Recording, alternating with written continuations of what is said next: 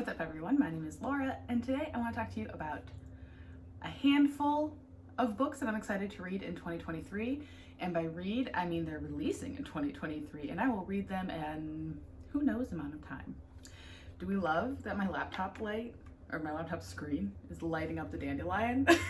Like it's glowing. So given that it is already January 11th at the time of filming, some of these are already out, but I'm starting with January, working my way through September, and some that don't have a release date that I know of. But starting off strong, last week released Highly Suspicious and Unfairly Cute by Talia Hibbert. I believe this is her YA debut. I could be wrong. She is too, yeah, because the Skybriar I think is adult. So I think this is YA, but it might not be. Don't quote me on that. I'm not 100% sure. I don't know her other ones were spicy, so I don't want to give incorrect information. But regardless, I love the Brown Sisters trilogy, so I'm excited to see where she's going with this.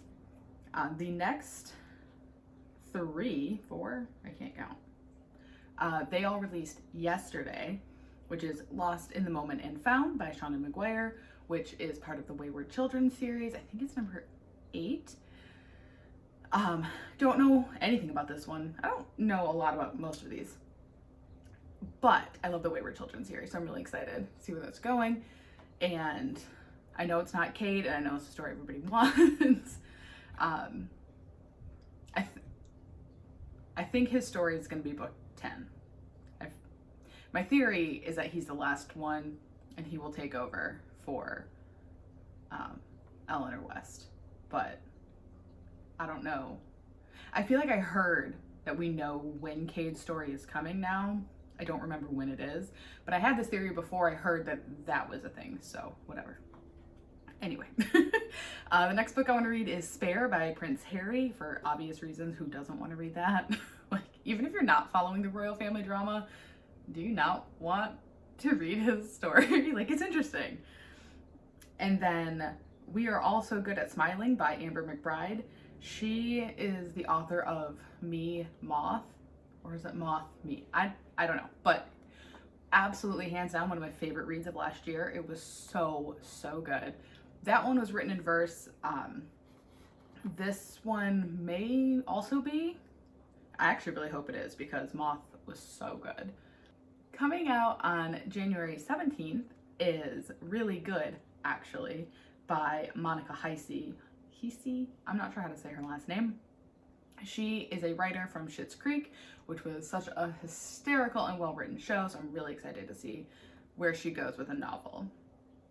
And then on January 19th, which is interesting because one of those is not a Tuesday, the 19th, and I feel like New Book Tuesday is kind of the normal publishing date. At least in America, this next one is from the UK, so maybe that's why. I don't know if their publishing rules are different, but it is The Mysterious Case of Alperton Angels by Janice Hallett. She wrote The Appeal, which is right here. Oh goodness. Professional. The Appeal, which was one of my favorite books that I read in December of last year, and I'm excited to see where she goes. I don't know for sure if that was a debut. Then February 2nd, we have Heartstopper Volume 5 by Alice Oseman. This does not need any explanation. It is Heartstopper, of course. February 7th is Stardust in Their Veins by Laura Sebastian. This is the second book in the Castle in Their Bones series, which I am so lucky I have an e-arc of. And the way that book 1 ended, I didn't love the epilogue, but everything else about book 1 was so fantastic, and the ending killed me. So I need to get around to reading that arc because I am so excited to see where this goes. I love Laura Sebastian ever since I read the Ash Princess trilogy, and I loved that. She did write Half Sick of Shadows, which I wasn't quite as big a fan of, but everything else I've been obsessed with. Then also on February 7th is Stone Blind by Natalie Haynes, which is a Medusa retelling, which I have been dying for, because it sounds like in this one, Medusa is getting the credit she deserves, that it's not her fault that she is a villain. She was made to be one by stupid men. So I'm hoping that the story does her justice. I also believe it is already published some either indie or in another country. I am unclear right now, and it is being republished either with a traditional publisher or for the first time in America. Again, not entirely clear, but I am so excited to get my hands on it. Also on February 7th is Don't Fear the Reaper by Stephen Graham Jones, which is the second book in the Lake Witch trilogy, which I really enjoyed. Book 1, whose name is escaping me. I forget what that was, but I read it for my book club. I really enjoyed it. I don't know that I needed it to be a series, but I am excited to see where it goes next. On March 8th, we have While You Were Dreaming by Alicia Ray. This is her YA debut. I actually have that noted, so I'm very curious because, Girl Gone Viral, which is part of the Modern Love trilogy, was probably my favorite romance of last year. Emily Henry is fantastic, but that book, I would die for Joss Interesting. Like, I would die for him. I love him so much. So I'm excited to see her YA debut, see what she does with that. On April 4th, we have When You Wish Upon a Star by Elizabeth Lim, which is the 12th book in the Twisted Tale series. And this one is following, I think it's following the Blue Fairy from Pinocchio. It's a Pinocchio story, but I'm not entirely clear which character we're following. I think it's the Blue Fairy. I've read almost all of them. I only have 2 or 3 left at this point, and they're all entertaining. If you like Disney movies, they're fun. Everyone seems to have a different favorite. My personal favorites were Unbirthday, which is the Alice in Wonderland retelling, and Part of Your World, which is the Little Mermaid retelling. And my least favorite was Peter Pan by a long mile. That one was honestly just bad. Also, I went into that expecting it to be, for some reason I thought Wendy was gonna like fall in love with Captain Hook. I don't know why. That was like the vibe I got when I read the description. It was not that, and I kind of wish I had been. I think that would have been better. Also on April 4th is For You and Only You by Carolyn Kepnes. Which is You Volume 4, or Book 4. It's not a manga or graphic novel. I hated Book 3. I thought it was terrible. There was a lot of unnecessary, like, racist stuff in there that I don't think added to the plot in any way. And on top of that, it's not that I, like, enjoy murder, but the first 2 books were creepy because Joe, the second book was first person or third person, I forget. But especially the first book, you're literally in Joe's head while he's talking to you. And it's creepy, and he's doing all these things, and like, it was chilling. And then in book 3, he's not really doing the same shit.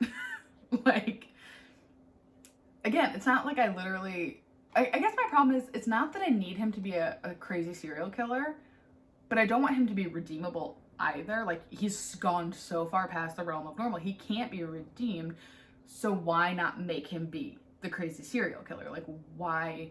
Like, almost everything terrible that happened in book 3 was almost, like, things were his fault, but not everything. Like, a lot of the terrible, I think almost every death wasn't actually his fault. I don't remember. Or at least not, it may have been indirectly, but not directly the way that it was in books 1 and 2. That, to me, again, like, why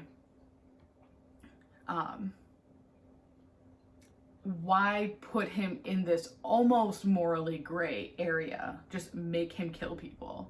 He's not redeemable. So anyway, I'm going to read book 4, obviously, because it should be the end, and I just need to know how it ends. But You is an amazing, chilling book. Hidden Bodies was pretty good. Season 2 of the show might have been better in areas, but book 3 was bad. Season 3 was completely different and not my favorite. And really, season 4 and book 4, I'm not like super looking forward to, but will read and watch both of them, if for no other reason than to complain. And then on April 5th, again, weirdly not a Tuesday, we have The Quarantine Princess by Meg Cabot, which is book 12 in the Princess Diaries series. Again, I hated book 11, mostly because, spoilers, they killed off Frank Gianni so that Mia's parents could get back together, which is all bullshit. Frank Gianni was a king, metaphorically.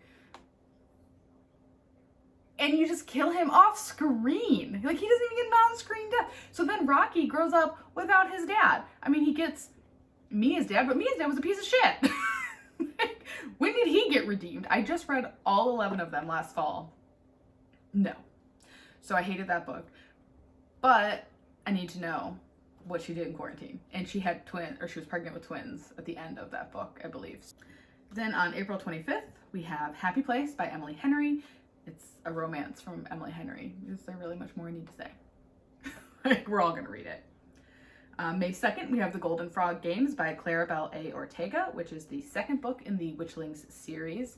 Witchlings was a middle grade that came out last year that is like,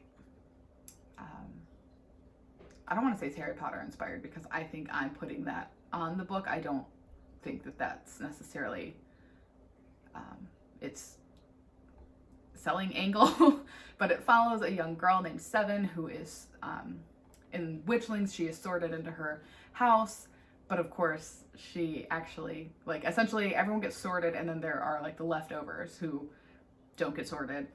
I don't feel like I got a very clear explanation as to why that happens, but basically they're the town outcasts, and so their little group is working on changing the bad name that witchlings get. And book 1 was so good. Like, it was so good.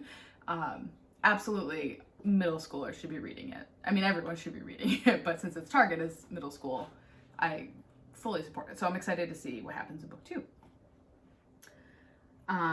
Also on May 2nd, we have The Marriage Act by John Mars, which I believe I read does take place in the same universe as The One and I want to say Passengers, the one with the car. Do I own that? You think I would know the answer to that question? I do. Passengers. Right there. Okay. So, The Marriage Act, I should have like looked up what these were about, but it takes place in that same universe, which I love. And I'll be interested to know if these people in this Marriage Act were matched by the one. That would be an interesting note. Okay, so, oh yeah, okay, so marriage is a law. Like, it's like in a way that's not here. In the near future, a right-wing government believes it has the answer to society's ills, the Sanctity of Marriage Act, which actively encourages marriage as the norm and punishing those who choose to remain single. But if you do get married, they monitor you to make sure that you're like honoring your marriage vows. So it sounds very dystopian and very creepy and very high tech in the way that all of John Mars's, at least newer books, are. Then on June 6th, we have Lore Olympus Volume 4 by Rachel Smythe, which is the Lore Olympus series. Volume 3 was probably my favorite graphic novel that I read all year. I read all of them that last year, but Volume 3 had some fantastic quotes and the art is beautiful, and I'm so excited to see where the series goes. And I love it so much. And I know I can read it for free online to see where the story goes, but I'm covering them. They're right there. But they are just so, I love having that. I like the anticipation of waiting. So like, I was gonna buy them regardless, but it's more fun to not read it before I buy it. On June 16th, we have the Alice in Borderland Volume 5 by Haruo Aso, which is the 5th installment of the Alice in Borderland manga series. I have finished the show at this point, so I have a vague idea of what happens, but I have heard the manga gets into more specifics of some of the games that we saw or didn't see and gives different explanations or deeper meaning. So I'm excited to see how that all plays out. On June 20th, we have The Only One Left by Riley Sager. I am fully middle of the road on Riley Sager now. He went from one of my favorite thriller authors to someone I almost despised to coming back to middle of the road. After, what was it? The House Across the Lake, here we go. After The House Across the Lake, I was brought back on board. I thought that one was okay. It wasn't his best, but I thought it was pretty good. Particularly after Survive the Night was such trash. So I think if The Only One Left is also trash, then I may stop buying his books. But for now, I'm still buying them because I'm still enjoying them enough. Then we have on June 20th, we have 0 Days by Ruth Ware. Again, with same with Riley Sager. I loved Ruth Ware, and then all of a sudden she got really cold for me. And now I'm kind of going back into being interested. I used to get all her books on audio, but I did get the It Girl Front Book of the Month. I'm not sure if or how I will be reading 0 Days, but she is one that went from being an insta-buy to like, maybe we wait and see how the reviews are from people who have shared similar Ruth Ware opinions before I buy it. On August 8th, we have Looking Glass Sound by Katrina Ward. Sundial, probably one of my absolute favorite horror novels from last year. It was so good. I can't even fully explain to you how much I loved it. It was dark and twisted and thrilling, and it captured my attention. Like, when I first started it, I thought the intro was a little slow and I wasn't completely in love, but I was using it as like a walking aid. Like, I would just take walks and listen to it. So I just kept listening and blew me away. I thought it was so good. And I'm excited because I just actually purchased it.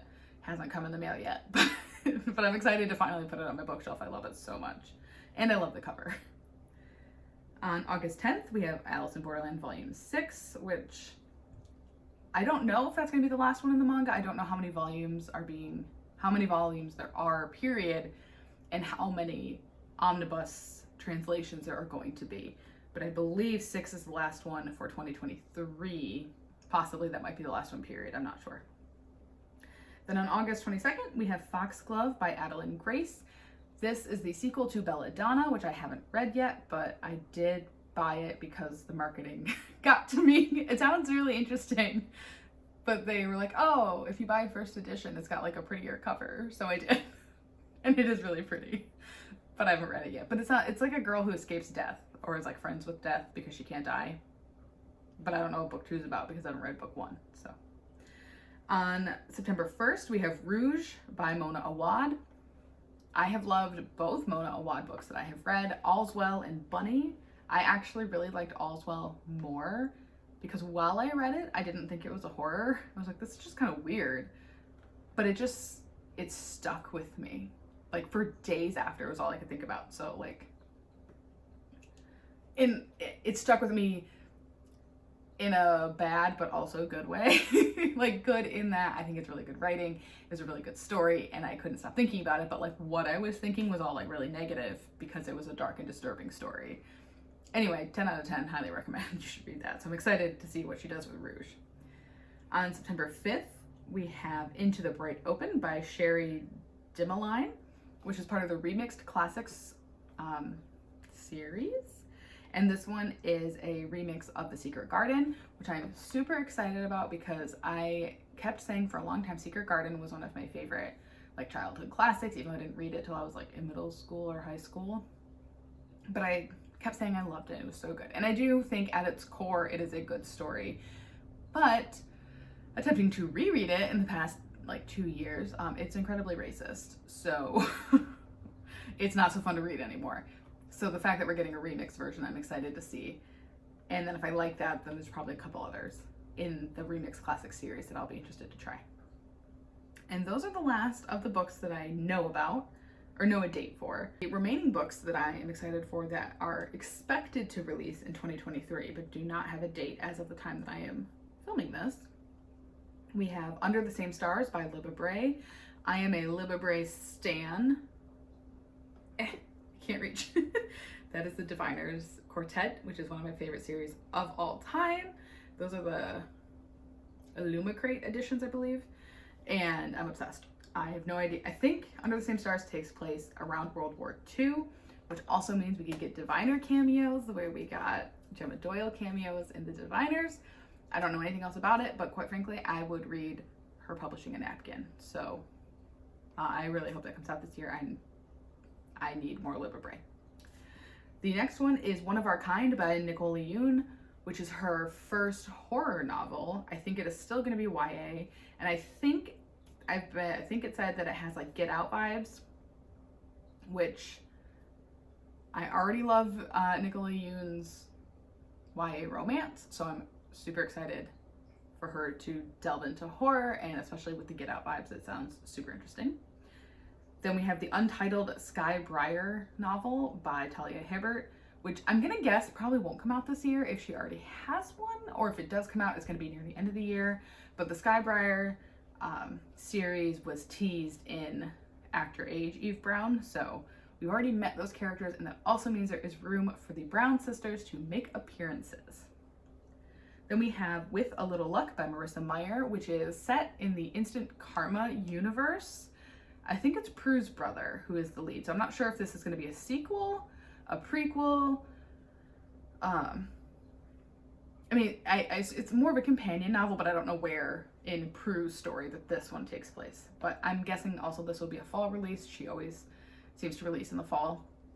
So that is my assumption. And I'm also really excited because I did get to meet her on tour for Cursed. And it sounds like she's got a couple more retellings up her sleeve. There is one for Beauty and the Beast that she had been working on for a long time and got writer's block, and now she said she's finally gotten over that, so I'm excited to see about that. And I don't think she told us what the rest of them were. She also did say that she's not done with the Renegades universe. She has nothing planned, but that epilogue that killed everyone that I talked to about it, that's not necessarily the end. So that made me happy. Like, the door is not shut there. And I want her next book to be something else, but I really hope that that comes soonish. What I really want, and I didn't get a chance to ask her, but there is a story, the story of Bluebeard. The first time I ever heard this, I swear it was Marissa Meyer's Instagram talking about the legend of Bluebeard, and if someone can confirm that. But I swear she talked about it, and it's about this man who marries all these young women and then like beheads them and like drains their blood into like this room. So they got this just room of blood, which is gross. And then like the wife that we follow finds the room, and then he's like, well, now I have to kill you. And in the end, she wins and she gets the fortune in the castle, and she buries the wives. And anyway, it's like a really gruesome, dark story, but I would love, especially after the Gilded duology, she's already like poked her hand into like the darker mythology. So I'd love to see her tackle this, because it sounds like that was something she had at least an interest in like exploring, like specifically Bluebeard. So I'm like crossing my fingers she does that eventually. And then the last book I have is the untitled sequel to Sunbearers duology by Aidan Thomas. I am really hoping that comes out this year because I just finished it the beginning like a week ago, and it was so good, and I'm so curious where it's gonna go, and I can't really talk about it without giving massive spoilers. So yeah, so what are you most excited for this year? Did anything on this list pique your interest? Let me know, and I will see you guys next time.